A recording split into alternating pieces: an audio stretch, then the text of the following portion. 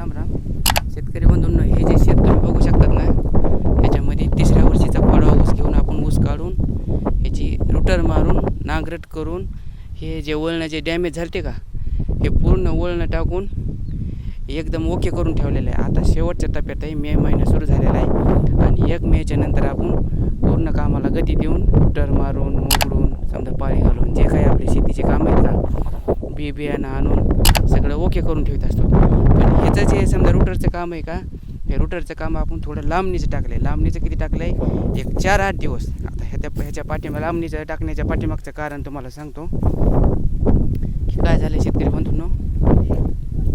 आपल्या शेतामध्ये टिवटिवी जे पक्षी असतोय का, त्या पक्ष्याचे अंडे दिलेले आहेत. हे बघा, एक जास्त नाही समजा एक 4-8 दिवसामध्ये ह्याचे पिल्ले निघते आणि पिल्ले निघल्याच्या नंतर आपण काय करणार आहेत, ह्याचं रुटरचं काम करणार आहेत. कारण काय होईल माहिती का, की जेणेकरून समजा ट्रॅक्टर लावल्याच्या नंतर आपण तर त्याला सांगू समजा टायर खाली म्हणा कसे खाली म्हणा ते तोडवल्या जाते आणि फुटल्या जाते. आणि काय करायचं आपल्याला, निसर्गामध्ये होईन तिथून कोणत्या पक्ष्याला अगर समजा जीवाणूला कोणालाच हानी पोहोचू नये, अगर कोणाचंच घर समजा वाऱ्यावर जाऊ नये मोडू नये, ते वाचवण्याचा प्रयत्न करायचा. कारण ते मोडण्याचा, कोणाचं घर मोडण्याचा, कोणाचा संसार उद्ध्वस्त करण्याचा अधिकार आपल्याला निसर्गाने परमेश्वराने दिलेला नाही. तर त्याच्यापासून थोडंसं ते वाचवण्याचा, अगर आपल्यापासून त्याचा बचाव करण्याचा प्रयत्न आपल्याला करायचा आहे. शेतकरी बंधूंनो, धन्यवाद.